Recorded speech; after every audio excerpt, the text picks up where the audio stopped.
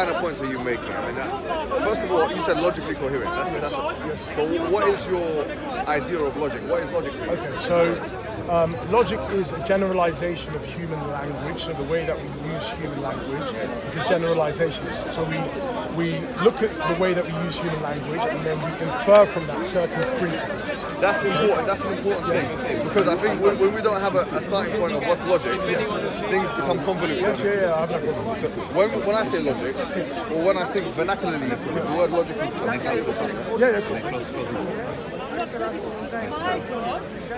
repeat. When we use the word logic vernacularly, or we might refer to as common sense, But when we use it academically, philosophically, we have very specific parameters of what the word logic must mean. Would you agree with me so far? Yeah, so when I say logic, right, from an academic perspective, more a philosophical perspective, I mean deductive logic, abductive logic, inductive logic. Those things, those types of logic which have formal systems, wherein which we can actually put things together and come to conclusions, right? So, which of those systems do you rely upon when you use the word logic?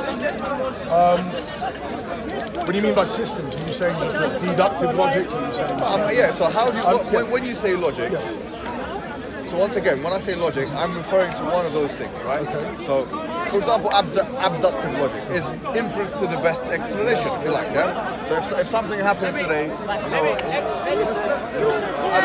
if I have a dog at home, and I have a dog bowl, and then I go and put the food there and I leave, and the food is gone. Abductive logic will tell me, okay, look, the dog ate the food. Even though there are possibilities that maybe the granddad ate the food or whoever, but it's inference to the best explanation. It's abductive logic. So I'm asking you. So before we talk about logic, which system are we talking about? Okay, so it depends what you're looking at, the proposition that you're looking at. So I would say when we're talking about the Trinity, such as something like that, when I say it's logically coherent, I'm simply saying that there is no entailment or contradiction from that proposition. Because logic is simply like I was saying, a generalization of human language use. And so we generalize and from that infer certain principles, such as the principle of non-contradiction. Right. The law of non-contradiction. Perfect. Now you're making now. So now what you're trying to say is that from a logical perspective, it's not incoherent. It's not contradictory. Okay. Can I ask a question? I'm going to present for you the Quranic argument. Okay. Yes. I mean, the truth is this, Joshua. We, as Muslims, have let you guys down as Christians. Okay. Yes, we have. You know why? Because and this includes me as well, sometimes we go on tangents where we philosophize a little bit too much. Let me just bring forward what the Quran says. There are three verses that I want to bring to your attention, and then I'll tell you what the argument is. Okay? One of them is in chapter 17 of the Quran. The Quran says, قل لو كان معه آلهة كما تقولون إذا لابتغوا إلى ذي العرش سبيلا. سبحانه وتعالى عما يقولون علوا كبيرا. Allah says in the Quran, if there were more than one God, as they say, they would have competed with one another to Dhil Arsh, which is the throne, right? Now, the Mufassirs, the exegetes of the Quran, they say this has two meanings. Some say that it means that they would be trying to get closer to God. The other meaning is that they would be competing to get to be in an authoritative position. That's number one.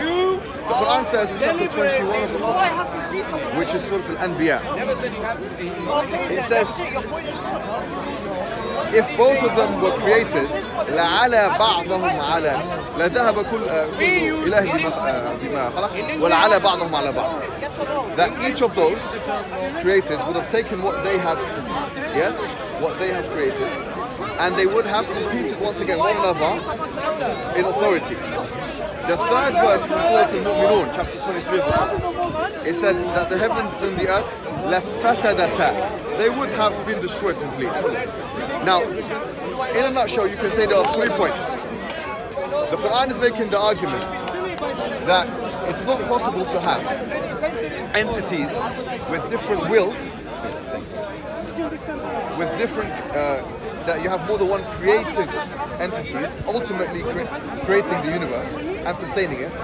And number 3, that you have more than one all-powerful entity. One more time, let me just break this down again, right? The Quran is saying you can't have entities, yes, you can't have more than one ultimate entity with more than one will. Number 2, you can't have more than one ultimate creator. And number 3, you cannot have, yes, you can't have more than one ultimate power. So here's an example, right? Say you've got this brother here, and you've got this brother here. Okay. Now, if I were to ascribe all power to one of them, so I'll say this man is all powerful, okay? And I ascribe it to him. Now the question is, of the two of them, who is more powerful? Okay. So if you're all powerful and you're all powerful, I ask the question now, of the two of you, who is more all powerful? Now, if all powerful by definition means there is no one more powerful than you, then that would be a contradiction. That's number 1. Number 2 is will, yeah? Jump in? Yeah, can I just tell you all 3 and then, yeah? Because it's up to you, you can jump in now, I can just tell you all 3. If ultimate will belonged to him, which means, let's say for instance, yes, you have a nice purple hat. He willed to pull the hat off your head. And in fact, no, he willed, yes, to make sure the hat stays on your head. So you have contradictory wills. In the case of contradictory wills, he wants to take it off, he wants to put it on. If I say you have ultimate ability, you have ultimate will, and you have ultimate will, where's the hat gonna go? If you say the hat is going to stay on your head, then actually he's the all-powerful one, right? And this links to power. So power, if I say, listen, if I say, he's the all-powerful one. Have we said this already? I was saying, sorry, the creative capability, yeah? That's the 3rd thing. Say for example, I say, you created, you're the ultimate creator. The ultimate, I'm using very important words. I want you to pay attention. He's the ultimate creator. Now you say, no, hold on, he's the ultimate creator. So the question is, which of the two is ultimately creating? Now, if you say they're compromising in creation, this would imply weakness on both of their behalf. Because compromise is only done in the case of weakness or inability. Now, yes. So you got it. Yeah. So it's about conflicting wills, and you can't have two or more omnipotent beings. So first, I need to understand what's your definition of omnipotence, so then I can work with your framework. What's your definition? My definition of omnipotence is power or strength that cannot be, that cannot be subordinated in any case. So I disagree with that definition. I'll say the definition that I would work with, and most philosophers who study this topic would say, omnipotence means the ability to perform any action that is logically possible. Okay. So omnipotence is, so let's say, it's a silly when someone says, can God create a stone that threw everything to live? No, that doesn't go against God's action because it's not logically possible. Even if we go with that definition. Yeah, so I'm saying go with that definition. Let's go. Now, you're then basically saying within that framework that there can't be two beings. But there's something I would like to add to that definition before you continue. That's right. The ability to do any action that isn't logically incoherent, yeah? That's fine. What we would say from an Islamic perspective, and I want to bring this to your attention, okay? And you can, you're free to comment. We have 2 kinds of attributes of God. One of them is called as-sifat al-dhatiyya, which means intrinsic attributes of God. And the other ones are called as-sifat al-fi'aliyya, the actions of God. Okay? So what we would, the actions of God. I have no issue with that. So I'm saying, no. What I was going to say, our principle is as follows, right? And you might agree with this. Right? We would say the things which God would not do, for instance, are those things which go against his attributes. So for instance, some people say, does God lie? Could God lie? We would say God wouldn't lie because it goes against his attributes of truthfulness, for example, right? Of justice. So for us, the attributes of God are the deciphering thing for us where we decide if something is yes. Yeah, I have no problem. I'm just saying, so I can work with that. I'll define it a little bit different. I'll just say it's logically impossible for God to lie because God by definition has an essential attribute of perfect goodness. So if he was then to go and lie, it will be saying that he doesn't have that attribute. Right. So the question now is, go back to the wills and the So with that now, how you then show it's logically possible is saying that this scenario doesn't entail a contradiction. Did you put this in your writing, by the way? Oh yes, yeah. So you mentioned this. What do you mean, sorry? You know this argument I put forward? Oh yes. Did you respond to it? Yeah. So what did you write? Paradox of omnipotence. So you call it? Is that what it's called? Yeah. Yeah. So I mean, it's been debated quite a while by the medievals. John Duns Scotus argued against it and things like that. So it's a philosophical issue. It's saying, can there be more than one omnipotent being? Because they will have conflicting wills. This is a fine argument. So they'll have conflicting wills. Well, all I have to do is show you that it's logically possible, that there is a scenario where it doesn't entail a contradiction. Because to say something's logically impossible is to say that that proposition entails a contradiction. Okay? Now, say that again, sorry. So, to say something is logically impossible, it's just to say the No, I haven't said. 1 second.